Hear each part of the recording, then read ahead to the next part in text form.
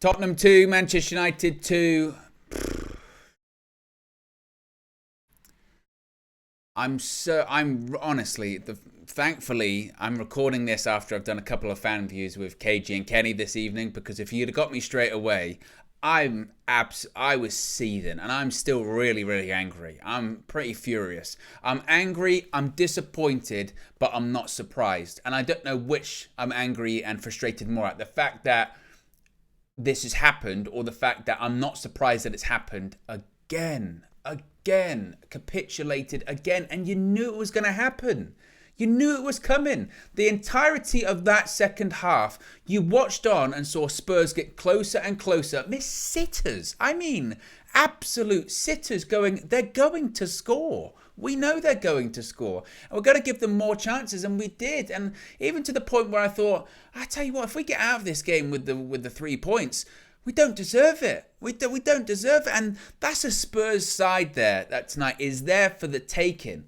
And we did half the job. We did half the job. The crowd there was waiting to jump on their backs. After the result of the weekend, after the state that club's in, they had banners, Levy out. They booed their players at halftime. They booed their board, their chairman at halftime, because they're 2-0 down, and United open up the scoring really quickly with Jadon Sancho, and just before halftime they get another, and you're thinking game over. They were right there for the taking, and again, second half, slow start, don't really do anything, and just glide through the game, glide through it, pedestrian through the game. The midfield in that second half evaporated, nowhere to be seen. I've praised Casemiro all season, but since he's come back from suspension, has he? Has he come back from suspension? Because I didn't see him in the second half. And Fred, when he came on, I mean, I'll do it a bit more methodically here, but I'm just so disappointed because in all of the things that we've done prior to this game, whether it be previews, or I did the press conference, or the morning shows, I spoke about, to me, I considered this game almost a final, i.e. if you win the game tonight, if you get 3 points, mathematically, obviously, it's not done, but basically it's done. You've got 9 points ahead of Spurs. You've got 2 games in hand. You've done it. You've got it. And we choked. We absolutely choked. We thought that we've done it. Easy. First half, 2-0 game over. We don't need to do anything else. And just again, walked through that second half and waited for them to score, waited for them, not even, and this is what Ten Hag is saying, is that when you do have adversity within a game, it's bouncing back during the game. They pull it back to go to 2-1, and you say, right, focus, not just pointing to your head when you score, pointing to your head throughout the game and saying, okay, remain focused, remain calm. If you get an opportunity, take it, be clinical, not just wait for them to score and equalise, which they were going to do, and frankly, they were unfortunate not to win the game. Now, first half, we were excellent. We rode our luck at times. I can't sit here and say it was a perfect performance first half, because I don't think it was. Spurs did have a couple of chances. They did have some moments where they looked dangerous and we looked a bit shaky. But still, Jadon Sancho gets the first goal. I thought he was excellent in the game. I thought he was unfortunate to come off. Cuts inside, opens the scoring.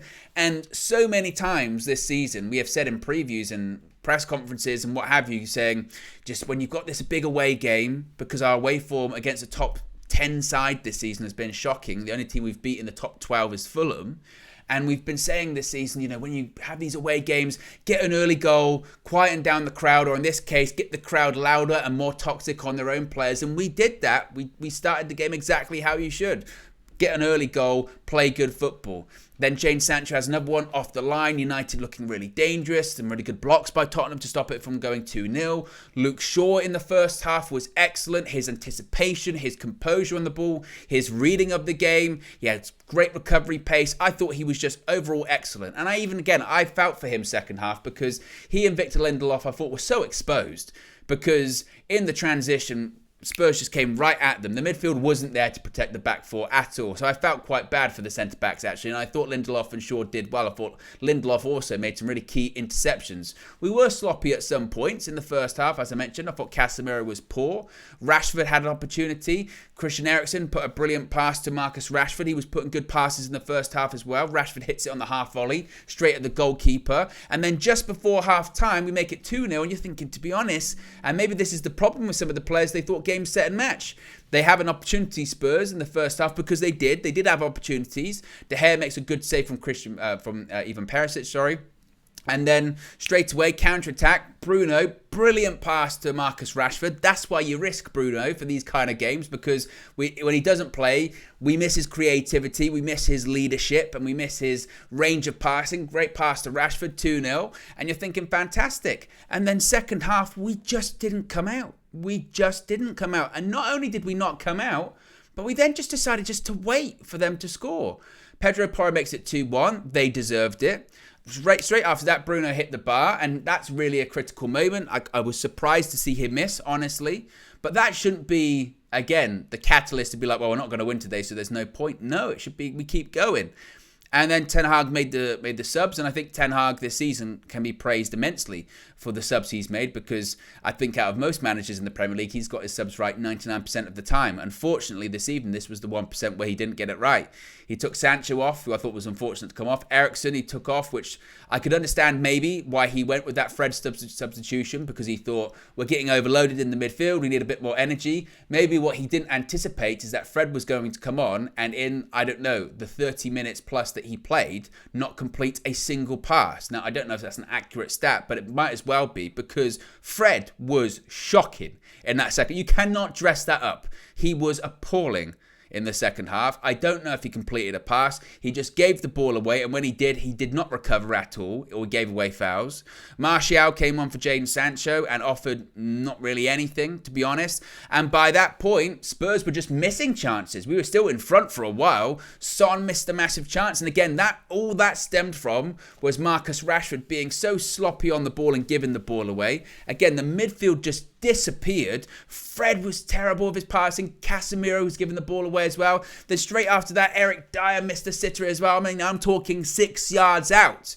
Fred just didn't run with Eric Dyer, didn't track him. It was appalling, honestly. So Ten Hag thinks, well, I've got to change something because we're getting battered here. So he makes even more changes and it gets even worse. He took off Wan-Bissaka, who again I thought was unfortunate. He brought on Malacia, which, to be honest, his recent performances have been really poor. For the second goal, their equaliser, I don't know what he's trying to do, but he runs forward and then completely misanticipates it all. It's just poor. Anthony came off their course, came on and offered next to nothing. And as I mentioned, eventually they equalised and they deserved it, honestly. It was a simple ball as well. De Gea aims for Rashford. I don't really have an issue with the De Gea distribution. Rashford doesn't win his header. It's a simple ball over the top. Malacia, again, I don't know what he's doing. Ball into the box. Dallow's not tracking or looking over his shoulder, and it's a tap-in. And it was easy. It was easy for Spurs. And honestly, as I said, they probably would leave that game thinking, okay, they showed some character in that they came back, but they were unfortunate not to have 3 points, honestly. And this is a real problem, that this United side is soft. They are, away from home, they are soft. Against a Spurs side, a down and out Spurs side, with a handicap because we've got 2 goals up and we can't hold on to that lead. And I know now it's going to be once again about we've got to bounce back in the next game, but heaven forbid we bounce back during the game. And it's really frustrating because we've just now put so much unnecessary pressure on ourselves because we've got to beat Villa at the weekend. I know it's Old Trafford, but that's not easy. They're in fantastic form. We've then got to go away again to Brighton.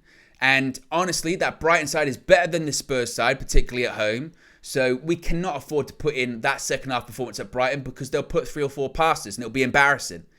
And I'm not saying that we're not going to get top 4 because I think we will still. I think, again, we've got enough of a cushion, but we could have had it sealed up tonight and we blew it. We blew an opportunity and we can't do that again. So we have to move on. Let me know your thoughts in the comment section below and on to the weekend. Peace.